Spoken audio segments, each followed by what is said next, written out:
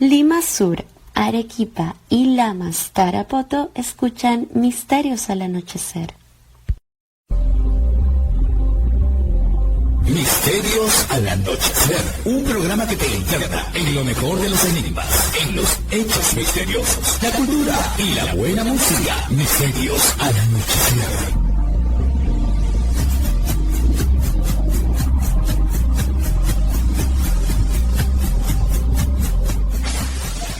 Fernando Chapi Martínez está presentando Misterios al Anochecer. Síguenos también en YouTube, Facebook e Instagram como Misterio Infinito Perú. ¿Qué tal amigos? ¿Cómo están? Bienvenidos un día más, o mejor dicho, una noche más a este programa que espero ya se haya convertido en uno de sus favoritos, o por lo menos en una forma bonita que tengan ustedes para finalizar el día, ya sea en familia o ya sea quizá los que estén solos también acompañándose a través de las ondas radiales, o quienes lo ven en Misterio Infinito en YouTube, también por ahí. Este programa que he dado en denominar Misterios al Anochecer. Les saluda, como siempre, Fernando Chapi Martínez, un amigo en las ondas para todos ustedes ahí donde estén y en el momento en el que nos estén sintonizando a través de Radio Arequipa Internacional 108 FM, Radio Imperial 2 99.5 en el sur de Lima, Radio Estación Lamas 96.3 en Lamas y Tarapoto, Edenex.es la radio del misterio, acercateradio.org, ambas desde España, radios virtuales dedicadas a los enigmas, a lo alternativo y a todos estos temas que nos gustan. Y por supuesto, como ya les dije anteriormente, Misterio Infinito, pero en YouTube. También algunos programas y otro contenido que no aparece en los mismos son subidos a Reflexiones y Misterios con Fernando en Spotify. Muy bien, vamos a hablar sobre distintos temas que nos agradan, temas que nos hacen ver lo insólito y lo inesperado que habita en nuestro mundo. La ciencia nos dice que es uno de los planetas, no de los más grandes que existen.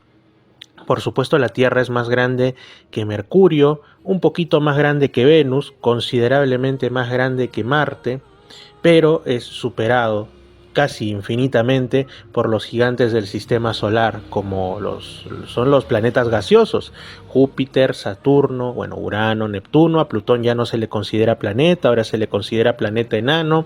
Lo cierto es que en nuestro vecindario pareciéramos no ser un planeta especialmente interesante, pero estamos ubicados en la zona conocida como Ricitos de Oro, ¿no? La zona habitable de nuestro sistema solar. Hasta donde se sabe, o por lo menos hasta donde acepta la ciencia oficial, somos el único planeta que tiene vida y además vida inteligente. Indicios de que hay o hubo vida en otros de nuestro barrio cósmico, por supuesto que los hay. Ustedes recordarán ese asteroide que fue encontrado hace un par de décadas atrás bajo el hielo de la Antártida y que al parecer tenía unas formas observables obviamente al microscopio de lo que habían parecido antiguas bacterias, y ya estaba casi listo el anuncio de que se trataba de formas de vida microbiana que no se sabe si existirían hasta ahora, pero por lo menos en un pasado remoto se habían dado en Marte.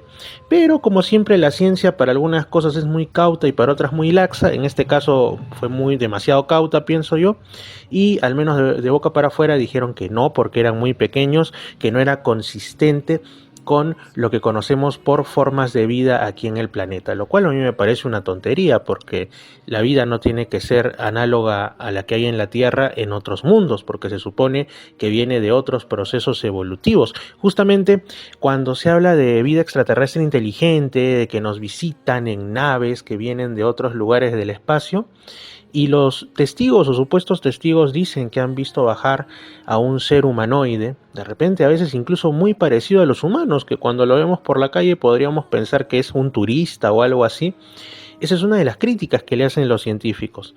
¿Cómo es posible que haya surgido un ser tan parecido a otro, en este caso de la Tierra, en un lejano rincón del universo? Pero cuando encuentran algo a su vez que se parece así en otro planeta, mejor dicho, cuando encuentran algo muy extraño en el espacio, dicen que no, porque no se parece a las formas de vida que conocemos, y cuando encuentran algo parecido a lo nuestro, que cómo es posible que se parezca, entonces mejor digan de una vez que no tienen ganas de decir lo que para muchos ya es evidente o por lo menos lógico y esperable, que hay vida en otros rincones del universo y hay por lo menos una posibilidad, no sé si tan mínima, de que nos estén por ahí visitando de tanto en tanto.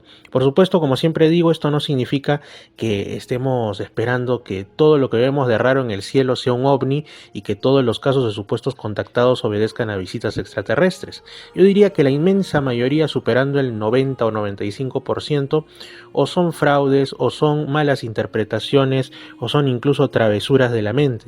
Pero queda, e incluso esto lo han dicho en las muy difundidas revelaciones, o en todo caso informaciones que se han estado dando desde la oficialidad estadounidense, hay siempre un número de casos que permanecen como inexplicables o por lo menos como inexplicados, es decir, que no tienen una forma en la cual encajarlo dentro de lo que conocemos, por lo menos en este momento. En el futuro ya se sabrá, o quizá no.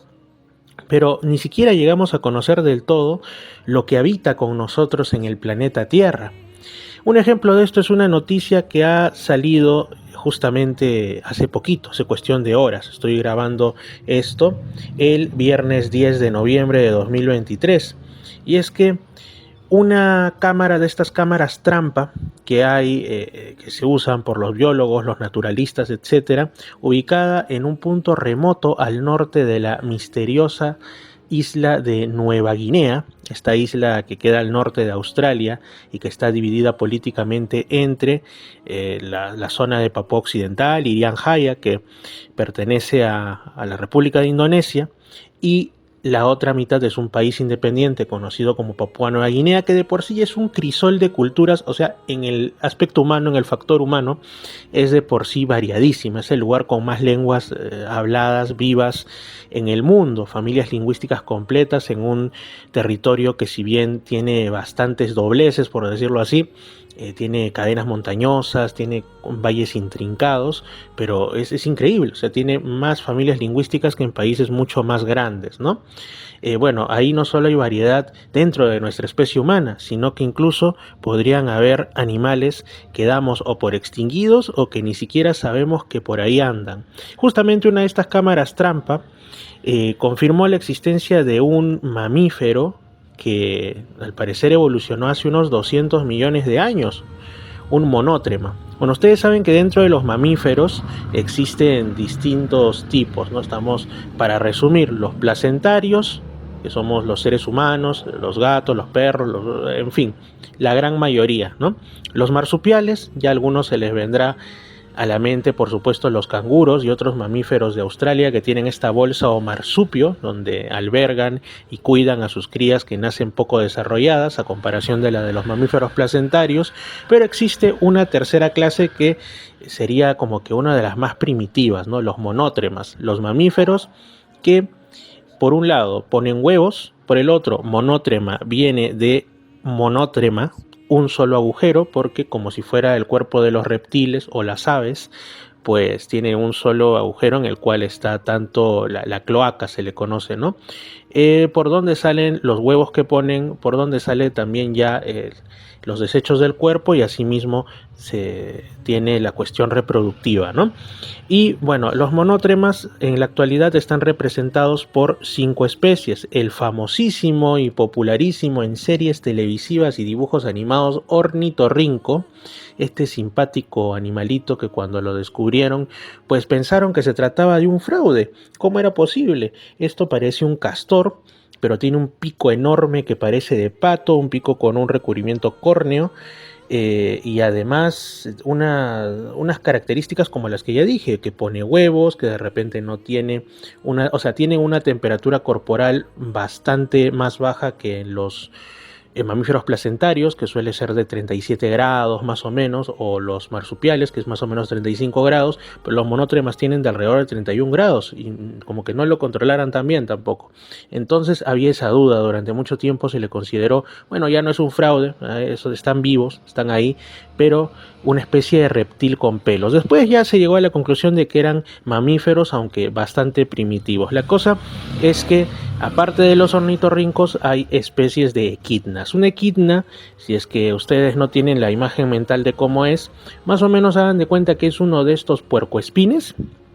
Tiene el cuerpo cubierto de espinas, pero asimismo unos espolones en las patitas, ¿no? Que en el caso de los equidnas son vestigiales, pero en el caso del ornitorrinco inyectan veneno, son los únicos mamíferos que producen veneno, para que vean lo primitivos que son en ese aspecto. Pero en el caso de los equidnas, pues hay unas especies, ¿no? De los que tienen pico corto, pico largo, y se encontró al llamado Equidna de Attenborough. Bueno, se consideraba que ya podía estar extinguido hace mucho tiempo porque no había evidencias de su existencia, hasta que investigadores de la Universidad de Oxford lograron grabar con estas cámaras que ya mencioné, ni más ni menos que 3 segundos, solamente 3 segundos, pero ven pasar en la oscuridad de la noche a uno de estos equidnas y resulta que nuestro amiguito continúa vivo entre nosotros, solo que muy posiblemente quedan pocos de ellos y bueno, por lo menos continúa. Ahora la cuestión es proporcionar un ambiente seguro para que sigan aquí, para que ya no hayan más seguramente incursiones humanas, porque todas las selvas del mundo, incluidas las de Nueva Guinea, están en peligro por la acción depredadora de los seres humanos, ¿no? Se trata de la zona de los montes Cíclopes en la zona norte de Nueva Guinea. Y como digo, este animal se supone que evolucionó hace 200 millones de años, cuando todavía los dinosaurios se encontraban como que ni siquiera tan a mitad, prácticamente en el primer tercio de su reinado sobre la Tierra, ya que se estima que desaparecieron hace 66 o 65 millones de años, para que vean la antigüedad, por lo cual se le considera un auténtico fósil viviente. A lo que voy, pues que ni siquiera sabemos cómo es totalmente la vida en nuestro mundo y sin embargo, a veces nos atrevemos a decir esto no puede existir en la evolución que haya habido en otros mundos en el espacio. Eso por un lado. Por el otro, también estaba por ahí viendo algunas noticias que siempre llegan de el avistamiento o presunto avistamiento en lugares como Tanzania de felinos que no se corresponden con lo que conocemos actualmente. Grandes felinos como el león, el tigre, bueno, el tigre es de Asia, ¿no? Pero en África el rey, como se suele decir, el rey de la selva es el león, y hay otros tipos de felino, pero a veces llegan reportes de animales que parecen como una especie de leones más grandes de lo habitual, especialmente agresivos, algunos sin tanta melena, otros con características un tanto extrañas en el pelaje, que si son moteados, que si son rayados. Entonces, generalmente los científicos, como digo, a veces demasiado cautos ya dicen puede tratarse de un híbrido entre así como hay el tigón o el ligre, que es cuando en un ambiente de cautividad por primera vez se pueden encontrar porque en la naturaleza no coinciden los leones y los tigres y producen una cría que es un intermedio entre ambos, ¿no? Bueno, algo así, pero en la naturaleza. Pero también hay otras posibilidades de que se trate de distintas especies que han existido oficialmente hasta hace quizá algunos miles o millones de años, pero que continúan esquivas, como dicen, y como también se ha comprobado en algunos estudios, la fauna salvaje, y justamente en África, le teme más al ser humano que a los clásicos depredadores, a los grandes felinos o a los grandes cánidos, porque perciben los animales en realidad son mucho más listos de lo que nosotros queremos pensar, que los seres humanos matamos por matar y matamos rápido. Entonces se dice que ya sea desde una cebra hasta un guepardo, cuando escucha la voz de un ser humano, como se suele decir, paran las orejas y huyen, se esconden. Por eso que mucha gente va de safari y casi no ve ningún animal, y por eso es que muchos animales están tan escondidos que consideramos que están extintos, porque se han dado cuenta bien rápidamente de la peligrosidad que entraña el ser humano. O una de dos, te capturan, te meten en un zoológico y te conviertes en el próximo animal a domesticarse, o la otra, terminas pues a veces incluso ese desastre que es la cacería deportiva, ¿no? Gente que ya ni siquiera caza para comer o por alguna otra cuestión medianamente justificada, sino por una cuestión de, pues, qué sé yo. Es una de esas cosas que hasta ahora sinceramente no puedo entender qué pasa por esas mentes humanas, si se las puede llamar humanas, que destruyen y que matan por matar, no solo a seres humanos, sino a animales. Terrible, pero nos llena de esperanza que de cuando en cuando no solo se descubren nuevas especies, nuevas entre comillas, porque en realidad están ahí desde hace mucho, nuevas para el ser humano, ¿no? O hay otras que se consideran extintas y que están en realidad vivas. No es lo que también se dice, por ejemplo, estos reportes que hay de cuando en cuando, justamente hablando de la zona de Australia, del tilacino, ¿no?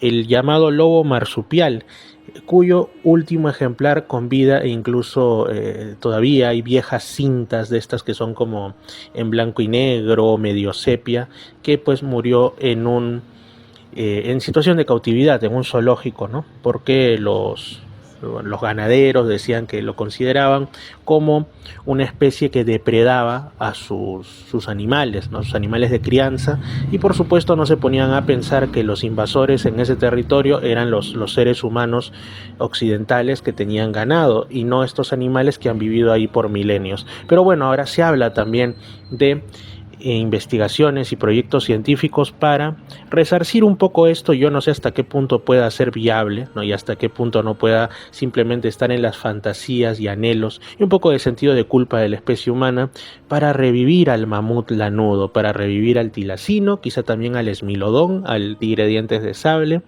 La cosa es, si se logra hacer eso, ¿en qué ecosistemas se les podría dejar en libertad? ¿O se va a lograr esto simplemente para cumplir con el capricho, para facturar entradas, en otras palabras, para hacer dinero teniéndolos en circos, en zoológicos y en, entre comillas, espacios seguros y controlados, que más que una reserva serían una cárcel en vida? ¿Merecen eso? A veces hasta uno piensa que mejor es que continúen extintos, la verdad. Pero este tipo de cosas hay. Aquí también en Sudamérica, y por eso a mí me encanta esta ciencia, o bueno, ciencia en camino, denominada la criptozoología, que estudia esos reportes de animales y seres extraños, ¿no? Que de cuando en cuando se avistan en el mundo, y en ocasiones hay hasta alguna prueba, como pueden ser rastros, pisadas, restos fecales, huesos, madrigueras. Y esto, por ejemplo, aquí en Perú tenemos bastante que ver con la criptozoología. Hay reportes, yo me acuerdo que conversé con un especialista ya fallecido, don Peter Hawking, ¿no? Por ahí ya en algún programa voy a volver a pasar estas conversaciones que tuve con él cuando todavía el espacio se llamaba Misterios al Atardecer, allá por 2020 en Puerto Maldonado. Y este auténtico investigador, auténtico hombre de ciencia, formado a sí mismo, peruano él, de padres estadounidenses, descubrió varias especies para la ciencia aquí en nuestro país, principalmente especies de aves. Incluso salió en boletines oficiales ornitológicos, y a una de estas especies se le dio como nombre científico su apellido de Hawking, ¿no? Su apellido Hawking. Y también especies de flora, pero lo que más le apasionaba era los reportes que habían, por ejemplo, de extraños felinos, de extraños mamíferos y de otras especies en la selva y la sierra, y aunque parezca mentira, también en la costa de nuestro país. Me acuerdo que él me comentó de reportes en zonas altoandinas de felinos que eran como unos leoncitos en miniatura, o sea, eran como unos felinos pequeños, como un gato andino o un gato doméstico, pero que tenían una especie como de melena rojiza. ¿Dónde calza eso en lo que nosotros conocemos como la evolución de los animales, tal como se nos enseña en escuelas y universidades? Incluso yo recuerdo mucho, tenía yo parientes que vivían hasta hace años atrás en la zona de Tingomaría, en la región Huánuco, y decían que la gente hablaba de auténticos leones en la selva. Ahora, por supuesto, al puma se le conoce como el león de montaña, y hay también quienes llaman león de una manera, no sé si metafórica o por costumbre, al propio jaguar, ¿no? Que es el único gran felino propiamente que hay en las Américas, el auténtico rey de la selva de aquí de la Amazonía en este caso, ¿no? Pero en algunos casos hablaban de animales que tenían melena Y no es que no hayan existido otros grandes felinos en el pasado. En el pasado, aquí en Sudamérica, existía el Smilodon, el tigre de dientes de sable, que aún se encuentran restos, por ejemplo, en el Museo de Historia Natural de la Universidad Nacional Mayor de San Marcos, mi alma mater, dicho sea de paso, que han sido encontrados en cuevas como Jatunuchco, en Huánuco. Yo he podido estar en la propia cueva Jatunuchco. Es un lugar que para ingresar pues tienes que andarte con cuidado, pero que justamente también era una especie de trampa para especies antiguas, y por ahí imagino que se habrá desbarrancado el Smilodon y otras especies que al final se preservaron como fósiles en el interior. Se han descubierto grandes cosas ahí, y cuántas otras cosas no estarán aún para descubrir, tanto fósiles como seres vivos, en lo amplio y vasto de nuestro país. Entonces hay este tipo de cositas, ¿no? Este tipo de sorpresas que nos pueden dar, porque quizá esos animales aún existan en pequeños relictos, en valles que no están ni siquiera bien cartografiados, en cuevas en las que se refugian y solo salen cuando es necesario, en los Andes o en la selva principalmente, ¿no?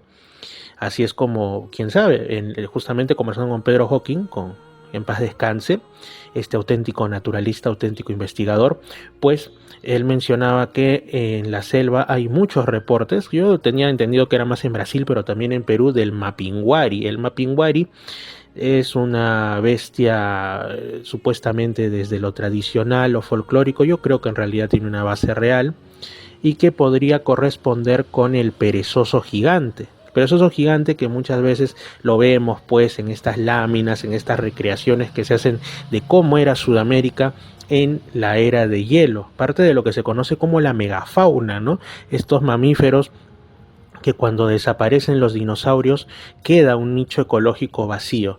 Y entonces los primeros en crecer bastante son las aves, unas auténticas aves de terror. Como ustedes saben, las aves son descendientes de dinosaurios carnívoros, pues era como que los dinosaurios no se querían ir y eran como un revival de los dinosaurios. Por ejemplo, los famosos fororracos, que fueron más comunes en la zona de lo que ahora es la Patagonia, ¿no? La Argentina principalmente, y que eran unos cazadores despiadados. Eran como dinosaurios carnívoros versión 2, pero ya dentro de lo que son las aves propiamente. Y después los que crecieron bastante fueron las distintas familias de mamíferos, entre ellos el perezoso gigante. Ahora cuando nosotros pues vemos en la selva por ahí un perezoso, nos encontramos pues con animalitos que no son tan grandes, que son muy simpáticos, de movimientos lentos, pero los perezosos gigantes eran auténticas moles. Gracias a Dios que eran herbívoros.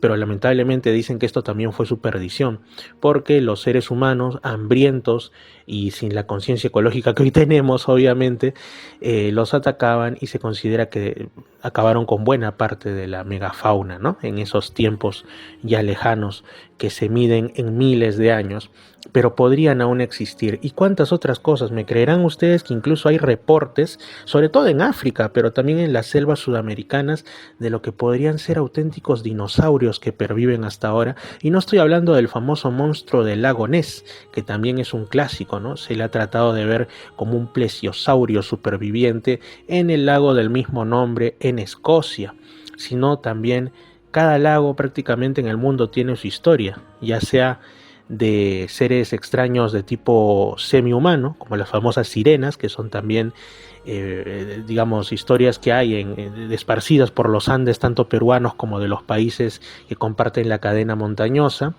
Me acuerdo que escuché historias de sirenas en la zona de Huancayo, ¿no? En la zona de el Nevado Huaytapallana, por ejemplo, o en la zona de los Andes de Lima, en la reserva Noriau-Yoscochas, y la gente contaba de esto, ¿no? Incluso achacaban a estas supuestas sirenas, a estos seres mitad mujer u hombre, aunque cuando es hombre le suelen decir tritón, tengo entendido, y mitad pez o mamífero marino, ¿no? Entonces les achacaban la desaparición de personas, incluso casos que quedaban en la prensa, gente que se acercaba a esas masas de agua e inexplicablemente ya no se les volvía a ver. No había cuerpo, no había rastros de violencia, no había de repente algún tipo de indicio de que hubieran podido o tener un accidente o haber sido víctimas de un hecho criminal, y la gente estaba convencida, han sido atraídos por la sirena. Pero no estamos hablando específicamente de esto, sino de otros seres de agua. Por ejemplo, el lago Okanagan en América del Norte, el lago Champ o incluso el Nahuel Huapi en Argentina. Tienen, como se dice, su propio monstruo. En el caso de Argentina le llaman Nahuelito, así con cariño, como somos los hispanoamericanos, ¿no? Nahuelito. Y así, entonces, ¿cuál es la posibilidad de que en masas de agua medianamente grandes puedan vivir seres que sean como relictos, supervivientes contra todo pronóstico de lejanas épocas? Puede ser, bueno, alguna vez leí en un libro de una colección en realidad de origen chileno de misterios llamada Paradigmas, que quién sabe estos seres pudieran haber sobrevivido en un estado de suspensión animada, vamos a decirle así, en una especie de catalepsia prolongada, cuando cayeron los hielos de las glaciaciones, que hubieran podido seguir de alguna manera sin quedar restos en los registros fósiles, pero continuar vivos en pequeños grupos, y cuando se fundieron los hielos volvieron. Pero ¿es esto viable? Otros hablan de seres de otras dimensiones, es decir, otros de lo que hablan es de la posibilidad de que haya, digamos, así como hablan de portales dimensionales, que haya portales dimensionales también que estén presentes siempre en la naturaleza, y se habla mucho de las fuentes de agua que están asociadas no solo a seres extraños, a seres que parecieran de otras épocas, sino incluso a duendes, a gnomos, a espíritus de la naturaleza, como si por ahí de cuando en cuando algo se aperturara y incluso llegaran a pasar elementos y seres vivos, no sé si de otros tiempos o quizá de otros espacios dimensionales donde aún siguen siendo parte de la fauna habitual. También me llama la atención en el caso de Norteamérica, y esto está más que nada en las tradiciones indígenas del sur de ese país, las aves del trueno, ¿no? Que se dice, ese es el nombre, porque según algunas leyendas, su aleteo sería tal que sería los que provocarían las tormentas, y según otros porque habrían sido vistos en medio de estos fenómenos atmosféricos tan fuertes, ¿no? Que justamente coincide con lo que algunos hablan de las aperturas espaciotemporales, que en medio de todo, que en medio de las tormentas y de todo, no solamente serían un espectáculo eléctrico, visual, en ocasiones desastroso por los incendios que pueden provocar, sino también un auténtico corte en la realidad, un corte a fuerza de electricidad y calor en el tejido que nos envuelve como lo que consideramos esto, lo palpable, nuestro mundo de 3 o 4 dimensiones si consideramos al tiempo, y que podrían temporalmente verse espacios de otras realidades. ¿Será esto cierto? ¿Será simplemente parte del folclore, del misterio, como se le puede llamar? Pues la verdad es que se han reportado visiones no solamente de estas denominadas aves del trueno, sino incluso hasta de pterosaurios, que son vistos sobre todo en la zona de Estados Unidos por personas, por testigos que ni están ebrios ni nada, sino simplemente pasaban por ahí y no siempre, pero en muchas ocasiones después de algún fenómeno meteorológico medio raro, de alguna especie como desdoblamiento de la realidad, ven seres que parecen de otros tiempos. ¿Hay evidencia de esto? No. ¿Hay videos o fotos? No. Pero yo creo que también los testigos se deben considerar. Nunca, ni tampoco en el fenómeno de OVNI como una prueba definitiva, pero sí como un indicio, porque cuando se repite muchas veces quiere decir que la gente está viendo algo, que puede ser un error de percepción, que puede ser un caso de histeria colectiva, claro que sí, pero ¿qué es lo que subyace detrás de esto? Eso son otros 20 pesos, como dice un buen amigo. Pero casos así hay muchos, de hecho, ya que hemos tocado un poco de Ave del Trueno y de Estados Unidos, hay un caso que yo lo leí hace bastante, estaba refundido en una de estas revistas del misterio que son, como se dice, para conocedores, que descansan en foros, quizá en muchos casos ya olvidados, en la web, y era el caso de la distorsión espaciotemporal en el cañón Gadianton. Bueno, el cañón Gadianton queda en la zona entre Utah, Montana, en esos lugares donde, por ejemplo, predomina los espacios abiertos, donde no hay tanta densidad poblacional como en otros lugares. Y bueno, esto sucedió más o menos a mediados del siglo XX. Resulta que un grupo de jóvenes, de chicas, iban en estaban regresando de una reunión hacia sus casas, ¿no? Entonces iban en una de estos autos propios de la época, y en determinado momento en la solitaria carretera, que en realidad iba en medio del desierto, se percatan de que el ambiente está medio raro, porque la carretera se mete entre las paredes rocosas de un cañón. Y de pronto llegan a un punto donde parecía que el asfalto era ya no el que se suele conocer, sino más bien como una especie de camino blanco. Y de pronto salen hacia otro lugar que no tenía nada que ver con la zona de Módena, estoy acordando el nombre y todo ello, sino que habían como extensas plantaciones de algún tipo de sembrío. Y en eso pues se ven a lo lejos que hay como una especie de bar de camino con lo que parecían ser luces de neón. Entonces imaginan pues que es el típico restaurante de camino que tantas veces aparece en las películas estadounidenses. Generalmente las películas de misterio, curiosamente, ¿no? Donde ahí pasan cosas, hay un asesino serial, o hay fantasmas, o eso nunca existió. Ustedes recordarán muchas películas que utilizan este recurso del bar o el restaurante de carretera, ¿no? En el contexto de la cinematografía principalmente estadounidense, como el inicio de algo terrible o de algo de horror o de misterio justamente. Bueno, entonces dicen que estas chicas se acercan y piensan, pues porque ven gente adentro, y se imaginan que se trata de quizá de jóvenes de algún lugar cercano que están divirtiéndose. Incluso una de ellas le bromea a su compañera y le dice, salúdalos, de repente hay chicos guapos por ahí, estamos perdidas, así que nos comenten cómo se regresa.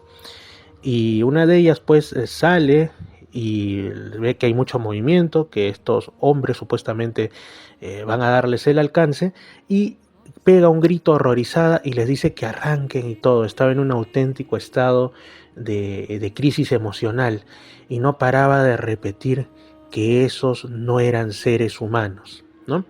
No sabemos cómo habrán sido, no hay reportes de cómo describió a esos seres, pero sí que después, cuando estaban volviendo por donde habían venido con su auto, ven horrorizadas que a lo lejos los están siguiendo unos, no sé si decirle autos, pero que tenían como una forma de huevo y con unas, como si fueran llantas de tipo bicicleta o triciclo enormes. Eran unos ingenios que definitivamente no correspondían a ningún modelo de auto de la realidad nuestra. Incluso fue tanta la velocidad y todo que uno de los tapacubos, como se le conoce, de las llantas, cae en la carretera. Y cuando ya estas chicas vuelven a internarse en el cañón y vuelven a la carretera de nuestra realidad, se percatan que han perdido el tapacubos y se preocupan porque era el auto del padre de una de ellas y que les iba a pegar la regañada de la vida. Pero de ahí incluso la propia persona que recoge este caso se dice: ¿dónde quedó ese tapacubos? Nunca se le encontró. Cuando la policía realizó investigaciones para ver dónde han estado estas señoritas, pues se daban cuenta que las huellas de las llantas del auto llegaban hasta un punto en la pared de uno de los cañones y se detenían abruptamente, como si el auto hubiera sido, no sé si levantado en el aire o levantado de nuestra realidad a otra que desconocemos, a otro espacio dimensional. El tapacubos nunca se encontró, pero quedó constancia de que se había perdido. Entonces, lo que reflexiona quien recogió esto en una revista forteana, en una revista de enigmas de internet, es: quizá ese tapacubo esté actualmente perdido en otro espacio dimensional y sea casi venerado como un objeto de otra dimensión por los habitantes de un mundo que puede coexistir con el nuestro en otra dimensión, como dice la serie, en la dimensión desconocida. Pero bueno, vamos a otra cuestión que en este caso viene de la mano de la ciencia, ¿no? Estas cosas que nos hacen ver, como digo, lo maravilloso que es el universo, el barrio cósmico en el que vivimos. Y se trata de la noticia, salida también hace pocas horas, de que 2 misiones de la NASA hallaron una, entre comillas por supuesto, mano, y un, entre comillas por supuesto, rostro en el espacio. Pero ellos ya nos dieron cuál sería el origen, cuál sería al menos la posibilidad que manejan, porque obviamente se asume que estas cosas son fruto del azar, que no tienen que venir de un origen inteligente, ya sea divino o sea extraterrestre. Así siempre la ciencia, no sé si tan cauta o verdaderamente dogmática en su negación de lo trascendente. Pero bueno, la NASA, el organismo estadounidense, publicó una serie de imágenes que en realidad se viralizaron en las redes sociales, porque la gente está más despierta de lo que uno piensa y se da cuenta que dentro de este aparente caos, azar y desorden, lo que prevalece es un orden de leyes cósmicas, y como dicen, para toda ley debe existir un legislador, y si el universo o los universos son tan grandes, ha de ser un legislador de dimensiones infinitas. Ya sabemos de lo que estamos hablando, ¿cierto? Bien, el Observatorio de Rayos X Chandra de la NASA, imagino debe estar en la India o tener algún tipo de relación con lo hindú por el nombre, determinó que el origen de una nebulosa brillante con forma de mano tendida, que fue localizada gracias a 2 telescopios de rayos X en el espacio, se debió al colapso de una estrella hace 1500 años, cuando, bueno, como suele ocurrir con toda estrella, agotó por completo su combustible interno. Se realizó ya el tránsito del hidrógeno hacia el helio. Y bueno, es algo por lo que también nuestro Sol se asume que pasará en algún momento del futuro lejano, y se asume también que como parte de esto empezará a convertirse en una gigante roja y absorberá a los planetas uno por uno, empezando por Mercurio, siguiendo por Venus, la Tierra, Marte, y probablemente de ahí Júpiter, como es gaseoso, también se convierta en un recuerdo. Y de ahí, por supuesto, terminará convertida en una estrella de tipo enano para apagarse por siempre, y también que nosotros terminemos como un vago recuerdo en caso exista quien nos pueda recordar en otros lugares del espacio, ¿no? Bueno, esto es lo que se asume. Por supuesto, lo que la ciencia dice va cambiando con nuevos descubrimientos, con nuevos paradigmas, es algo que siempre ha sido así. Por ejemplo, un tiempo atrás, hace no tantos siglos, los científicos decían que no podían caer piedras del espacio, que eso era imposible, y bueno, era porque no se habían percatado de que restos de asteroides y meteoritos y las propias estrellas fugaces, que por cierto, por estos días nos encontramos en la plenitud de las Táuridas, ¿no? Para los que estén en lugares donde tengan una buena visión del cielo nocturno, pueden deleitarse seguramente con la caída de más de una estrella fugaz. Entonces, volviendo al tema, es como que puede ser que en el futuro se cambien estos esquemas y que no sea tan así ni el propio origen del universo, que ahora se han dado cuenta y están aceptando que parece ser mucho más antiguo de lo que se tenía establecido, ni tampoco la evolución de las estrellas. La cuestión es la nebulosa de nombre MSH 15-52 se encuentra a unos 16.000 años luz de la Tierra, con lo cual también nos ponemos a pensar que este suceso, su colapso y su transformación en lo que ahora hemos visto, pues no ocurrió ahora. Esas son imágenes que nos llegan de hace 16.000 años. Estamos viendo hacia el pasado. Es un auténtico cronovisor, como lo que se hablaba del padre Ernetti, ¿no? Que según una cuestión que no sabemos si es leyenda o verdad, habría en las instalaciones del Vaticano décadas atrás construido una máquina con la que se podía visualizar cual holograma y grabar escenas y voces del pasado, ¿no? Pues bueno, un auténtico cronovisor es cuando miramos hacia el espacio, porque lo que estamos viendo, incluso cuando vemos el Sol, su luz es la que estuvo emitiéndose 8 minutos antes, ¿no? Es lo que tarda en llegar la luz desde el astro rey hasta la superficie terrestre. Y cuando vemos estrellas, las distancias son más grandes, ya no se medirían en minutos sino en años, o incluso en cientos o en miles de años. Lo mismo con esta nebulosa.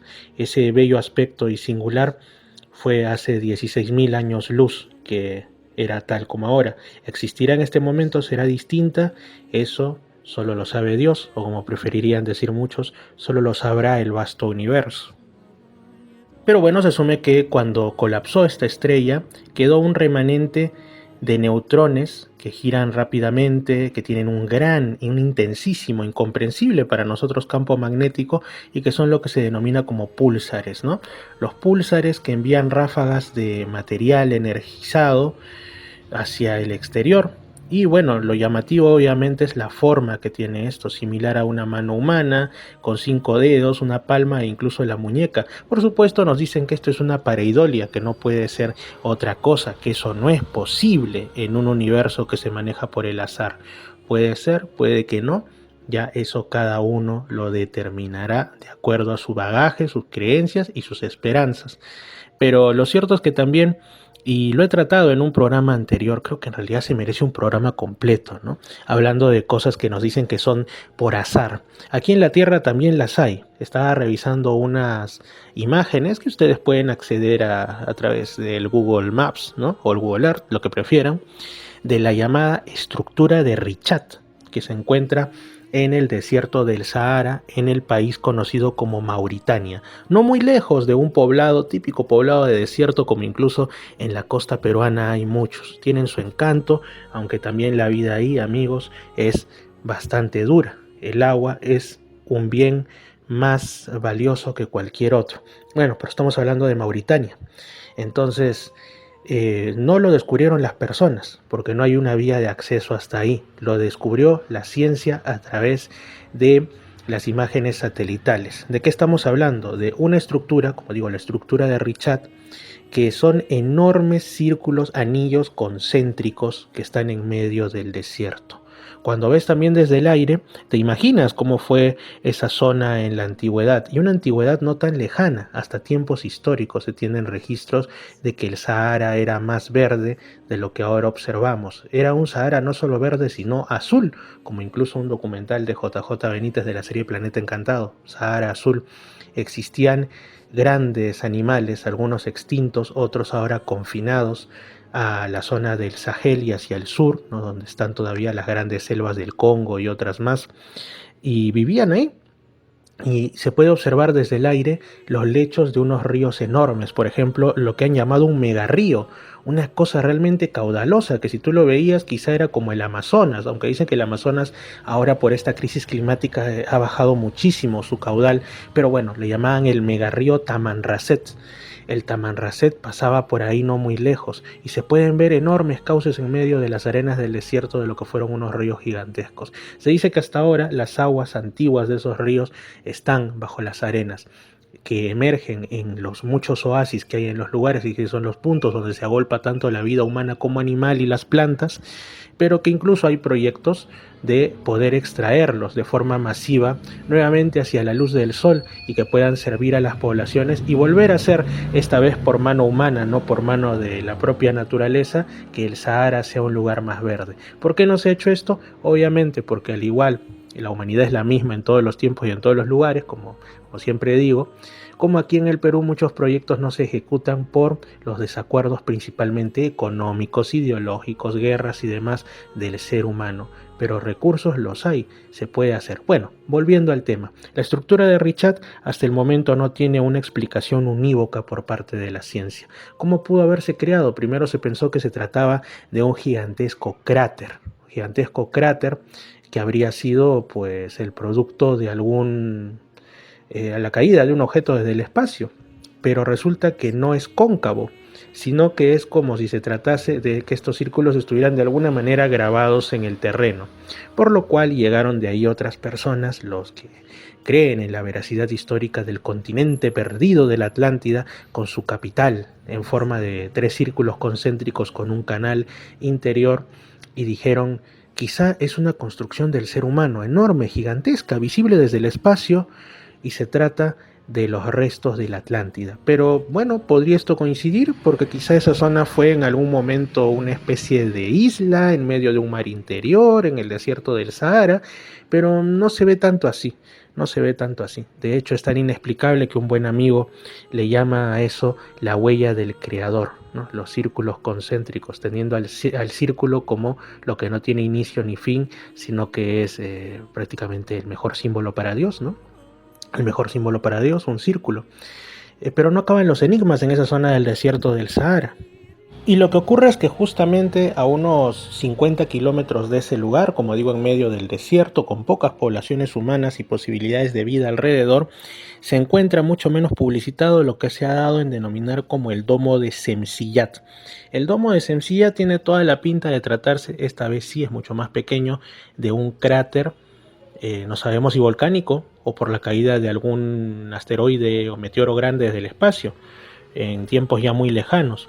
Ahora, lo curioso es que cuando se perfilan sus formas, que también son círculos concéntricos, en este caso 2 o 3 nomás, se ve como una especie de canal que surge, ¿no? Que puede ser obviamente una quebradura del terreno, pero coincide, esta vez sí, con lo que muchos quieren creer del tema de la Atlántida, ¿no? Una ciudad desaparecida, con una tecnología bastante notoria, bastante, digamos, inusitada para la época que se le asume, ubicada, bueno, en este lugar. Se habla de los Montes Atlas, que está muy lejos, está también en el norte de África, pero el norte de África es extensísimo. Bueno, hay todo un tema ahí que se dice que quizás son los restos de una ciudad en forma de 3 círculos concéntricos, que sería la Atlántida. Ahora lo ven así al domo de Semsiyat. Esto nos prueba algo, y es que el ser humano nunca deja de soñar y nunca busca de ser un gran pensador y un eterno inconforme, de ir por el mundo y le busca un simbolismo a cada cosa que ve, a cada lugar por el que transita. Siempre andamos pendientes, con un pie en el futuro y un pie en el pasado, pero mirando al presente e intentando darle un sentido desde esos dos lugares inconexos al parecer entre sí, el pasado y el futuro, en los que tenemos puestos nuestros pies y la imaginación. Así que cuando vemos quizá formas extrañas en la naturaleza, queremos pensar que son los restos de civilizaciones desaparecidas, o quizá incluso que pueden ser de alguna manera ligados al futuro de la humanidad. Esto me hace recordar también que estaba leyendo sobre libros que han salido respecto a cuáles serían, y están fundamentados en investigaciones científicas, ¿no? Cuáles serían los restos que dejaría nuestra humanidad actual si desapareciese. Ustedes, por supuesto, habrán escuchado hablar hace tiempo atrás, muchos años atrás, quizá 20 o más.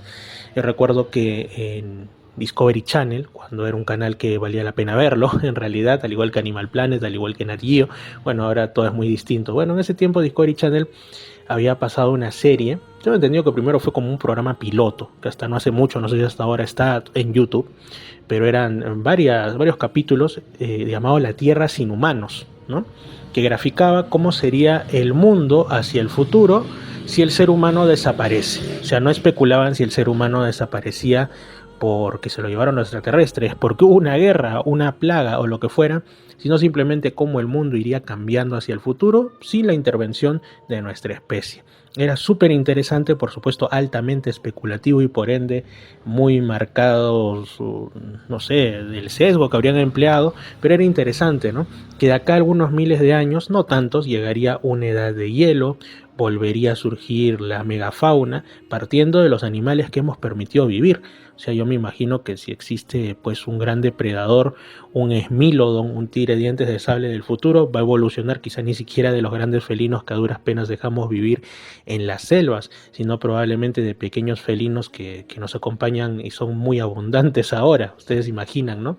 Porque todas las especies tienen la potencialidad de, si varían las condiciones climáticas del terreno, etcétera, de cambiar. Nosotros mismos, los seres humanos, hemos ido cambiando con el tiempo, y no estoy hablando de tiempos, digamos, cuando la especie estaba con sus primos homínidos en el pasado, ¿no? Sino incluso ahora en el presente seguimos evolucionando. Se dice que cada vez nacen más personas que no tienen las muelas del juicio, que hay incluso gente que nace sin apéndice, porque son pues rastros vestigiales que en la evolución se van puliendo. Así que esto continúa, no es un proceso que debemos verlo simplemente hacia el pasado.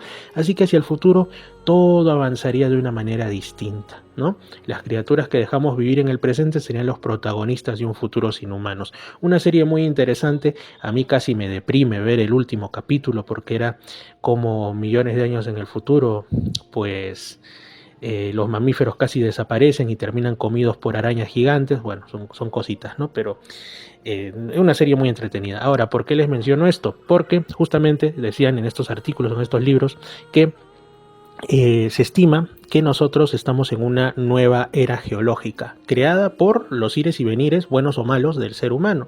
Valga la redundancia, que ya no se le llamaría Holoceno, sino se le estimaría como una era geológica llamada Antropoceno. ¿Por qué?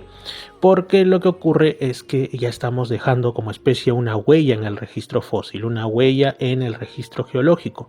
Así como ustedes habrán escuchado que dicen que agarras agua de mar en cualquier parte del mundo o incluso en nuestras comidas y detectas nanoplásticos, o sea, tú piensas, bueno, estoy haciendo mi bolsa de plástico compostable, soy el men o la woman de la ecología. Pero no, amigo, todo lo que tú hagas en realidad sí va a dejar residuos, que no los veas es otra cosa, pero ya de ahí vienen las afectaciones a nuestra salud, al medio ambiente y a la salud de los animales y las plantas. Entonces algo por ahí va la cosa, ¿no? Que no solo microplásticos, sino que en general la basura que produce día a día el ser humano, claro, uno puede decir desde distintos puntos de vista, vamos a hacer un relleno sanitario, como se dice, lo entierro y como no lo veo, no existe, no pasó. O puedo quemarlo, pero siempre quedan registros. Y al final, por los fenómenos naturales, los vientos, las lluvias, estas capas van quedando cubiertas por otras de tierra. Lo mismo los restos de los seres humanos, los restos de los animales, tanto los que nos acompañan como domésticos, como los que empleamos para la alimentación, los restos de nuestra tecnología, algunos hechos en materiales muy duros que, bueno, se nos estropea el celular en 4 años, pero yo les apuesto que al menos la parte de la carcasa plástica de eso no va a desaparecer en unos pocos miles de años, va a perdurar bastante. Entonces, esto queda enterrado y puede llegar a fosilizarse. Y eso es lo que se estima, que cuando pase un tiempo, independientemente de que el ser humano siga en la Tierra o desaparezca, va a ser reconocible su paso, porque los restos de, digamos, el hormigón que se emplea para las grandes construcciones como rascacielos o estadios o represas, van a ser encontrados y vistos como una disrupción entre capas de piedra natural. Va a encontrarse plástico fosilizado. ¿Cómo se fosilizará el plástico?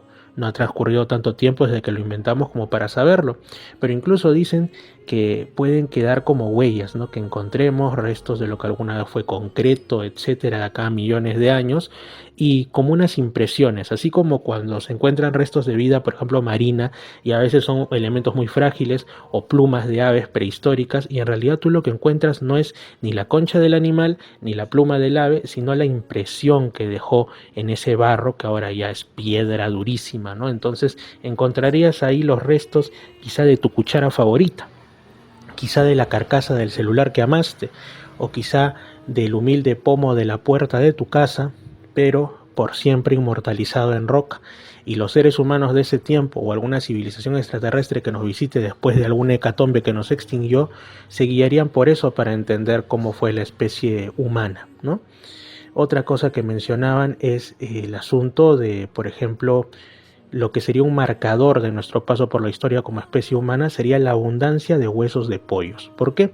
Porque millones de pollos mueren cada año para satisfacer nuestro gusto por la alita broster, nuestro gusto por el pavo navideño, bueno, en este caso serían pavos, ¿no? Bueno, por el pollo a la brasa y todo esto, y son seres vivos y sus huesos también van a pervivir.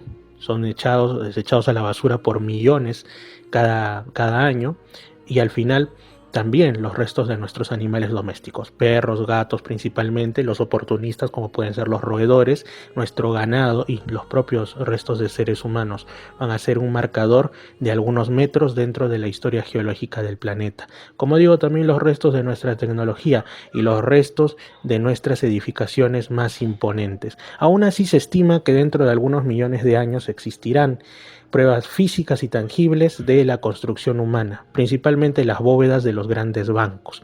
Las bóvedas de los grandes bancos, sobre todo en los países enormes, los bancos centrales de reserva, son subterráneas y son hechas para, incluso si hay un ataque nuclear o algo así, auténticos búnkers, que eso no desaparezca, porque contienen oro. Entonces, y el oro pues está visto desde hace mucho en la especie humana como si fuera hasta más importante que el agua, lo cual a mí me parece un error, pero bueno, así se maneja nuestra civilización, ¿no? Esas prioridades tienen. Entonces, dicen que esto continuaría aún, probablemente se inundarían por catástrofes naturales, pero su arquitectura estaría ahí. Quizás si viene una especie extraterrestre no encontraría rastros de nuestras casas, pero pensaría que hemos vivido en búnkeres subterráneos, ¿no? Algo así, como por ejemplo hasta ahora perviven las llamadas ciudades subterráneas que hay en la Capadocia, en la actual Anatolia, Turquía, ¿no? Como Derinkuyu, y otras más, ¿no? Catalhoyuk es la otra, claro que sí, ¿no? Entonces son este tipo de cosas tan interesantes. Y también otra cosa que perviviría serían los túneles, ¿no? Por ejemplo, el túnel que atraviesa el Canal de la Mancha y va de Reino Unido a Francia y viceversa, que ahora es atravesado por gran cantidad de vehículos al día, pero en ese momento estaría ya inundado por el agua, pero sería una rareza. Alguien lo detectaría bajo el agua, obviamente entre dos lugares que para ese momento estarían convertidos, no sé si en páramos o en junglas, y diría, ¿quién construyó esto? Y otras cosas, ¿no? Lo que nosotros hacemos en piedra. No estoy hablando de las pirámides de Egipto, que acabarían devoradas por el desierto y enterradas, ni de la gran muralla china, que probablemente no resistiría de una manera tan visible, sino ni más ni menos que del monte Rushmore en Estados Unidos, donde ustedes saben que están ahí como un monumento, no sé si a la vanidad humana o al ego inmenso de distintas personas, los rostros tallados en piedra enormes de presidentes pasados de los Estados Unidos, ¿no? Entonces dicen que esto, por la dureza del material, podría resistir incluso millones de años, 7, 10 millones de años, a menos que la geología y la geografía del lugar cambien de una manera drástica, ¿no?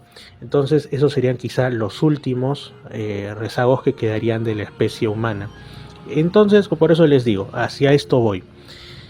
Lo que hemos tratado de explorar en este programa es un mix de distintos misterios, matizados también con teorías científicas y demás, como siempre hacemos en Misterios al Anochecer, que no solo es un programa de enigmas en el que te contemos historias que suelen proporcionar algo de miedito, algo de yuyu, como dicen en España, sino también una ventana hacia la comprensión de que nuestro mundo es mucho más sorprendente de lo que nosotros podamos ver. Probablemente hayamos tenido un mal día, probablemente estemos acabando la noche pensando que todo es igual, que es una monotonía total, que nada cambia, pero es una invitación que yo les hago y que también me hago a mí mismo, de poder ver el mundo a nuestro alrededor como un escenario de fascinación constante. Poder encontrar, no solamente desde un punto de vista poético o de este tipo de automotivación un poco sosa que hay en la internet, como ver lo bello de las pequeñas cosas, sino que realmente desde lo microscópico hasta lo macroscópico estamos rodeados de maravillas. Tenemos un pasado que no acabamos de desentrañar, un presente que no terminamos de entender y un futuro que probablemente ni siquiera podamos imaginar, como cuando ustedes ven probablemente estas pinturas, ¿no?, que hacían no hace tanto tiempo, a inicios del siglo XX o a mediados del siglo XX inclusive, donde ya vivían probablemente nuestros padres inclusive, o a fines del 19 por ahí, y decían, ¿cómo yo me imagino que será el mundo en el 2020, en el 2025? Bueno, se lo imaginaban de una manera increíble. Es cierto que dicen que en China ya han autorizado los primeros taxis voladores, por ejemplo, pero para que esta tecnología sea masiva y realmente forme parte del paisaje falta mucho, me imagino. Pero ya, pues en eso del siglo XIX-XX se imaginaban que para estos años no iban a haber guerras. Desgraciadamente estamos viendo que esto falta bastante para que llegue a ser una realidad, y que ya no había hambre en el mundo, para eso también falta mucho. Y que teníamos autos voladores, que la gente no trabajaba. Bueno, hay gente que en realidad lo que está es prácticamente sin trabajo, pero no porque las condiciones sean las mejores, sino porque al contrario se han deteriorado. Por supuesto, esto ya es otro tema que puede irse por otras aristas. Pero en general, nosotros podemos hacer predicciones, podemos pensar que el futuro va a ser a nivel de nosotros mismos o a nivel de la sociedad humana o del planeta o del universo de una manera más o menos así, parametrada, pero estoy seguro, como dicen en una saga de libros que me gusta, el destino sonríe burlón y todo cambia. Y pues una prueba de eso es lo que se está viendo en estos días de noviembre, aunque quizás los que vivimos en lugares con una climatología adversa o con una contaminación lumínica terrible, no lo vamos a apreciar, pero en lugares como las altas cumbres andinas sí, el fenómeno de los meteoritos conocidos como las estrellas fugaces conocidas como las táuridas, ¿no?, que nos prueban que no era verdad lo que decían los científicos a fines del siglo quizá XVIII o XIX, de que no podían caer elementos del cielo, que no podían caer piedras del cielo. Esas estrellas fugaces son la contestación de la naturaleza que nos dice a los seres humanos que creemos saberlo todo: óyeme tú, te me calmas, porque esto sí es posible, y muchas cosas más también. Yo he podido personalmente asistir, gracias a Dios, al espectáculo de la observación de estrellas fugaces en un lugar muy especial, que es el Callejón de Conchucos en Ancash. He podido estar en medio del frío, en noches de agosto, sobre todo cuando caen las deltacuáridas, ¿no? Observando cómo cae un auténtico festival de estrellas fugaces, ¿no? En la zona de Lucma, Yumpa, como digo, en la región Ancash, en el Callejón de Conchucos. Y entonces ahí también viene el enigma humano, el factor humano. ¿Cómo tú tomas eso que estás viendo? Simplemente, son roquitas que caen, o puedes tomarlo de la forma poética: pide un deseo, ¿no? Como hasta dice una canción, una estrella que se cae pide un deseo. O puedes tomarlo desde el punto de vista de la fascinación y el agradecimiento, que para mí creo que es lo mejor.